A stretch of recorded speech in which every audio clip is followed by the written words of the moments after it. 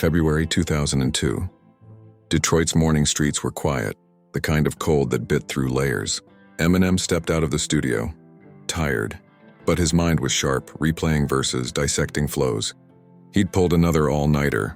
Normal clothes, simple beanie, sunglasses. Nobody looked twice. He turned the corner near the grocery store. The collision happened fast. An elderly woman, arms loaded with paper bags, stumbled backward. Oranges rolled across the pavement. A carton of milk split open. "Oh no, I'm so sorry." Eminem bent down, gathering what he could. The woman looked up. Her eyes went from apologetic to narrow. Recognition flickered across her face. "You," her voice cut through the morning air. "You're that singer." Eminem held out a bag of scattered groceries. She didn't take it. "You're the one ruining our children." Her hands trembled. "Not from the cold. My grandson listens to your filth. Now he curses. Now he talks about violence. You're poisoning him." A man with a coffee stopped walking. Then another. Phones appeared. Margaret Williams had been furious for months. Every bass-heavy thump from Danny's room felt like losing him. Every crude lyric she overheard was another knife. She'd practiced this speech in her head. If she ever saw this man, this Eminem, she'd tell him exactly what she thought. Now here he was, right in front of her. "Ma'am, don't you ma'am me." Her voice rose. "You stand up there and glorify drugs and violence, and you expect us to just accept it? You expect us to let our children... What's your name?" The question threw her. She blinked. The small crowd waited. "Margaret. Margaret Williams." She straightened. "And don't think you can charm... Have you ever actually listened to one of my songs, Margaret? Like really listened?" Her face flushed. "I don't need to. You're judging something you've never experienced." His voice was calm, almost gentle. "Making decisions about my character based on what someone told you. The language speaks for itself." "Does it?" He placed her groceries on the ground. Took off his sunglasses. "I grew up in a trailer park. People looked at us the same way you're looking at me right now. Judged us without knowing us." Someone in the growing crowd called out, "She's got a point though, man. Your lyrics are pretty rough." "Yeah, they are." Eminem turned slightly. "Life is rough. Pretending it isn't doesn't help the kid who thinks he's alone." He looked back at Margaret. "Your grandson, Danny, right? How old?" She froze. "How did you mentioned him? 14, 15? 14. At 14 I was angry, dealing with things I couldn't talk about." He paused. "Music saved my life. Not the pretty kind. The kind that said what you're feeling is real." Margaret's shoulders dropped slightly. Just slightly. "When Danny listens to my music, does he talk to you about it?" She looked down. "No, I hear it, and I get upset. Maybe that's the problem." His voice softened. "Maybe he's trying to tell you something. Maybe my lyrics are his language." The crowd had grown to 30 people, silent, watching. "I just want him to be okay." Margaret's voice cracked. "I know you do. That's why you're here." Eminem pulled out his phone. "I'm doing a show tonight. The Shelter. I want you to come." I couldn't. "Paul?" He was already calling. "I need 2 tickets, VIP, Margaret Williams and a +1. Margaret shook her head, but he was writing on a piece of paper. "Show up or don't, your choice." He pressed the paper into her hand, picked up her groceries again. "At least you'll have the option." This time she took the bags. Margaret sat in her living room that evening. The paper felt heavy, heavier than it should. Danny Williams sat on his bedroom floor above her, headphones blasting rock bottom for the 3rd time that hour. His English notebook lay open in front of him, pages filled with crossed-out lines. Writing lyrics was harder than it looked. He'd been trying to explain it to his grandma for months, how the music wasn't about violence or drugs, how it was about feeling seen, about someone putting words to things he couldn't say, like how Dad leaving when he was 7 made him feel, or how Mom working 2 jobs meant he barely saw her, or how kids at school called him trailer trash even though they'd moved to a better neighborhood last year. Eminem got it. Got what it felt like to have everyone underestimate you, to be invisible until you were a problem. Danny had started writing his own verses 6 months ago. Terrible at first, still terrible, honestly. But something about putting feelings into rhythm made them manageable. Made the anger smaller, made the loneliness less sharp. His grandma didn't understand that. She just heard curse words and assumed the worst. He loved her. God, he loved her so much. She'd taken him in when Mom was working nights, fed him, helped with homework, made sure he had what he needed. But she was scared. He could see it in her eyes every time his music played, like she was watching him become someone dangerous. He wasn't dangerous. He was just trying to figure out how to be okay. The bass line shifted. Lose Yourself started. Danny closed his notebook. This song always hit different, about having one shot, not missing your chance. What was his shot? Writing music? He didn't know yet. But he knew sitting in his room feeling alone, wasn't it? A knock at his door. Margaret sat in her living room, the concert ticket on her lap feeling like it weighed 10 pounds. The photo on the mantel caught her eye. Robert, their wedding day, 1965, that smile. God, she missed that smile. Robert would have known what to do about Danny. He always knew what to do. She remembered the day they'd brought Danny home from the hospital. 8 pounds, 6 ounces of red face, screaming. Their daughter Sarah exhausted but glowing. Robert had held Danny with those steady hands and said, "This one's got fire in him." Just like his grandma. Fire. Was that what she was seeing in Danny now? Or was it the same darkness that had taken Sarah's husband? The same anger that made him walk out when Danny was 7? Leaving Sarah to work herself to exhaustion just to keep the lights on? Margaret had been so sure she could protect Danny from all that. Keep him safe. Keep him good. Keep him from turning into another man who let anger rule him. But maybe she'd been protecting him from the wrong things. Robert used to talk to her about fear. Late nights after she'd vent about the neighborhood changing. About kids these days, about everything wrong with the modern world. "Maggie," he'd say in that patient way of his. "Fear makes us small. Makes us mean. The things that scare us most are usually the things we need to understand most." She'd rolled her eyes then. Robert and his philosophy. Robert and his endless patience with people Margaret had already written off. Like that time with the Johnsons. New neighbors, 1987. Young black family moving into a neighborhood that wasn't quite ready for them. Margaret had been not welcoming. Hadn't been outright hostile, but hadn't been kind either. Robert had gone over with a casserole. Came back 3 hours later. "You know what, Maggie? They're good people. Scared, just like everyone else. Just trying to raise their kids right." She'd been ashamed then. Eventually became friends with Mrs. Johnson. They'd had coffee every Tuesday for years until the Johnsons moved to Atlanta. How many times had Robert been right about her fear? How many times had she let that fear make her small? The bass from upstairs throbbed through the ceiling. Danny's music. Danny's language. And she'd been treating it like an enemy instead of trying to understand it. Robert's voice echoed in her head. Margaret stood up. Looked at his photo one more time. "Okay, Robert. I'm listening." She climbed the stairs. Each step felt like a decision. Outside Danny's door, she hesitated. Then knocked. "Danny? Can we talk?" Headphones came off. Teenage reluctance written across his face. "What's up, Grandma? How would you feel about going to a concert tonight?" His eyebrows shot up. "What kind?" She held up the paper. "Eminem." Danny's jaw dropped. You're kidding." "I'm not." She walked into his room, really looked around for the first time in months. Posters, notebooks filled with lyrics, books about poetry stacked on his desk.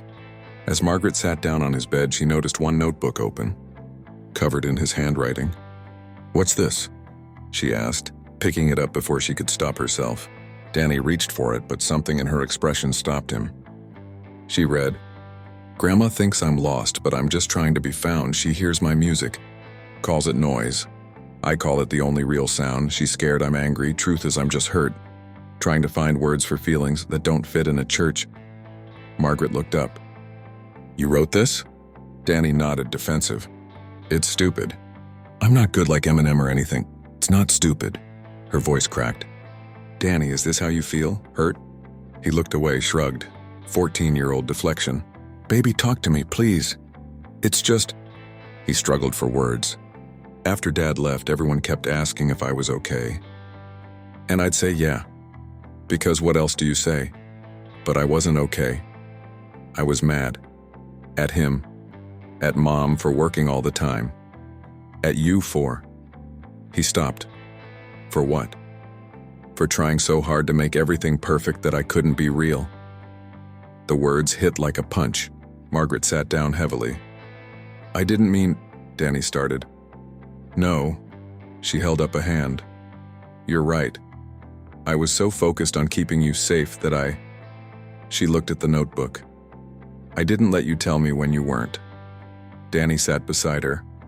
Eminem's music, it's not about being violent or doing drugs, it's about being honest. About the ugly stuff too. And when I listen, I feel less crazy, like maybe what I'm feeling is normal. And writing these? She touched the notebook. Helps even more. Like I can take all the confused, angry, sad stuff and make it into something. Something that might help someone else feel less alone too. Margaret looked at her grandson. Really looked. I was scared. Scared of losing you. She paused. But maybe it's time I tried to understand. Hope flickered across his face. What happened today? She told him about the street corner, about Eminem's patience, about the invitation. Danny listened, his expression transforming with every sentence. You really want to go? I really do. He hugged her, tight, long. Thank you, Grandma. The shelter was packed, electric. Margaret clutched Danny's arm as security led them to their seats. VIP section, right near the stage. How did you even... Danny started. The lights dimmed. The crowd erupted. Eminem appeared. The venue exploded. Margaret's first instinct was to cover her ears. Too loud. Too aggressive. But then she looked around. Joy. Pure, unfiltered joy. Kids Danny's age singing along. Some with tears streaming down their faces, hands raised. Eyes closed. Lost in the music. These weren't delinquents. These were people finding something that spoke to them. She began to listen. Really listen. Stories of struggle, of overcoming, of refusing to give up. Yes, there was anger, but it was honest anger. Pain transformed into something powerful. A girl to her left, maybe 16, tears streaming as she mouthed every word. A young man in a wheelchair near the front, arms raised, face radiant. Then Eminem performed Stan. The entire crowd fell silent. Margaret heard it unfold. A story about obsession, mental health, the importance of reaching out, fame not making someone superhuman, devastating in its honesty. People were crying, hugging each other. This wasn't corruption. This was connection. She looked at Danny. He was singing along, face illuminated with pure happiness. The music wasn't taking him away. It was giving him a language for feelings he couldn't express. Eminem glanced at their section, made eye contact with Margaret, nodded slightly. After Stan, there was a moment of collective silence.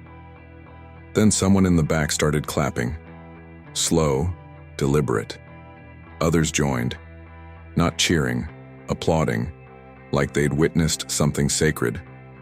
Margaret looked around, really looked, at the faces surrounding her. To her right, a young woman, maybe 25, mascara running.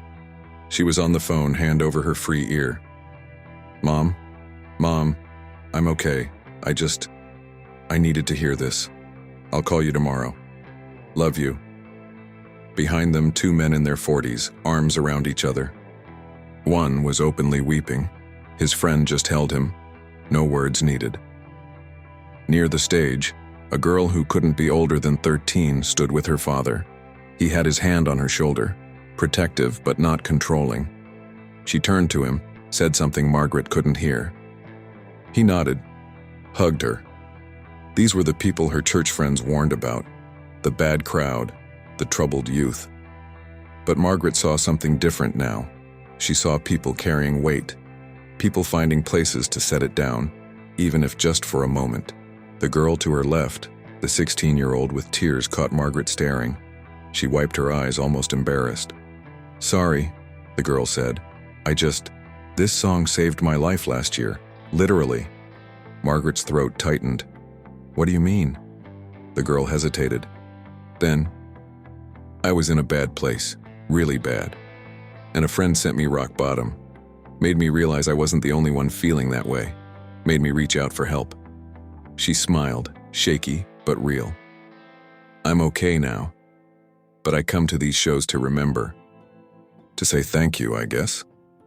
Margaret nodded, unable to speak. Danny squeezed her hand. The young man in the wheelchair caught her eye again. His mother sat beside him, both of them singing along to Lose Yourself. She was maybe Margaret's age, probably fought her own battles to keep her son safe, to help him navigate a world that wasn't built for him. And here they were, finding joy, finding community. The concert continued. Cleaning out my closet. Raw honesty about family pain. Childhood trauma, the courage to speak ugly truths. Margaret thought about her own buried pain, suddenly understood why this might resonate with Danny. Then Lose Yourself, clear, powerful, about seizing opportunities, fighting for dreams. She found herself moved by it. The poetry, the way he commanded language. This was art, genuine art. Near the end, Eminem spoke to the crowd. This morning, something happened. I met someone who challenged me, made me think about what I do and why. He paused. I want to thank that person for reminding me we all have our own perspectives, our own fears. The only way we bridge those gaps is by listening. Margaret's eyes welled up. So this next song is for everyone who's ever been judged without being known. For everyone who's had the courage to show up and listen even when they were scared. He launched into The Way I Am. The crowd roared. The concert ended with Lose Yourself. Everyone on their feet. Margaret found herself standing too. Danny rapped along to every word, alive in a way she'd never seen. Backstage, small room. Eminem sat with a towel around his neck, still catching his breath from the show. Margaret, you came. She stepped forward, opened her mouth. Nothing came out at first. She wiped her eyes. This morning on that street, I said some things. You did. I was wrong. Her voice barely a whisper. Danny stood beside her, quiet. I saw them tonight. That girl, the young man in his wheelchair. She looked down. They weren't what I expected. Eminem nodded slowly. My grandson loves your music, I thought. She glanced at Danny. I thought I was losing him, but I was losing him by not listening. That's all I wanted, to connect. Eminem's voice was soft. I was that kid once, the one who felt alone. Margaret nodded, tears flowing. Thank you for this morning, for not walking away. Thank you for showing up. He looked at Danny. You've got a pretty amazing grandmother. Danny grinned. Yeah. Eminem signed a poster. Wrote, Danny, keep writing, keep creating, your voice matters. They talked for a few more minutes. About school. About lyrics. Margaret watched. As they left, Margaret turned back. I'm sorry I was one of those voices. You showed up. You listened. He nodded. That's rare. Detroit night air hit them as they walked out. Danny took his grandmother's hand, something he hadn't done in years. That was the best night of my life, Grandma. Margaret squeezed his hand. Mine too, sweetheart. They drove home in comfortable silence. Danny clutched his signed poster. Margaret watched the city lights pass. She thought about her book club, the other grandmothers at church. Some would have questions about tonight. Let them ask. She knew what she'd seen, what she'd felt. At home, Danny hugged her goodnight. Longer than usual. Love you, Grandma. Love you too, baby. Danny lay in bed, poster carefully propped against his desk where he could see it. The room felt different now. Same posters on the walls, same notebooks stacked on his desk. But everything had changed. His grandma had shown up. Actually showed up. Not just physically, lots of adults did that while mentally checking out, but really present. Really listening. Really trying. He thought about that girl at the concert. The one who told his grandma the music saved her life. He'd almost been there. Last year, after Dad missed his birthday again, after Mom worked through Christmas, after the kids at school, he'd written about it. In the notebook Grandma had read, the pages he'd been too scared to show anyone. Truth is, I'm just hurt. She'd read that. Hadn't flinched. Hadn't tried to fix it. Just listened. Danny picked up his phone, started typing a text to his mom. Grandma took me to the concert. It was amazing. She actually came backstage with me, met Eminem, got my poster signed. But the best part was just her trying. You know, he deleted it. Started again. Love you, Mom. Thanks for letting Grandma raise me right. Sent it before he could overthink. His phone buzzed immediately. Heart emoji. Then love you too, baby. So much. Danny smiled. Put his phone down. Looked at the poster one more time. Your voice matters. Maybe it did. Maybe his grandma's did too. Maybe they'd both been trying to say the same thing in different languages this whole time. He closed his eyes. For the first time in months, he fell asleep easily. In her bedroom, Margaret looked at the photos on her nightstand. Robert smiled back at her from their wedding day. You were right, Robert, she whispered. About being scared. About understanding. She turned off the light. The next morning, Margaret woke early. Habit, she made coffee. Sat at the kitchen table. Thought about the night before. Danny came down around 9, still clutching the signed poster. He'd clearly slept with it. Morning, Grandma. Morning, baby. They sat in comfortable silence. Then Danny said, Can I show you something? He pulled out his phone, a video. Someone had recorded Eminem's speech from last night. The part about being challenged. About listening. It's already got like 50,000 views, Danny said. People are talking about it. About you. Margaret watched herself on the small screen, watched the moment Eminem nodded at her during The Way I Am, watched her standing, applauding with everyone else. In the comments, who's the grandma? This is beautiful. Faith in humanity restored. If she can change her mind, anyone can. They're calling you Concert Grandma, Danny said, grinning. Margaret laughed, then cried, then laughed again. Your friends from church are going to have questions, Danny said. Let them ask. Mom called this morning. I told her about last night. She wants to talk to you. Margaret picked up her phone. Her daughter Sarah answered on the first ring. Mom, Danny told me about the concert. About meeting Eminem. Is this for real? It's real. Silence. Then, how was it? Margaret thought about how to explain it. Settled on. Different than I expected. Good different. Danny said you cried. I did. Mom, I've been trying to tell you for months that the music wasn't hurting him, that it was helping. I know. I should have listened to you, to him. I'm sorry. More silence. Then Sarah's voice, softer. You showed up, though. That's what matters. You showed up and you listened. They talked for 20 more minutes. About Danny, about the concert. About understanding things that scared you. After they hung up, Margaret made Danny breakfast. Scrambled eggs, toast, the works. Grandma, yeah? Thank you. For last night. For trying.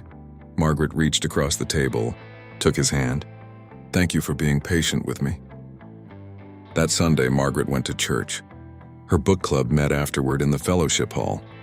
Margaret, Louise cornered her immediately. Is it true? Did you really take Danny to see that rapper?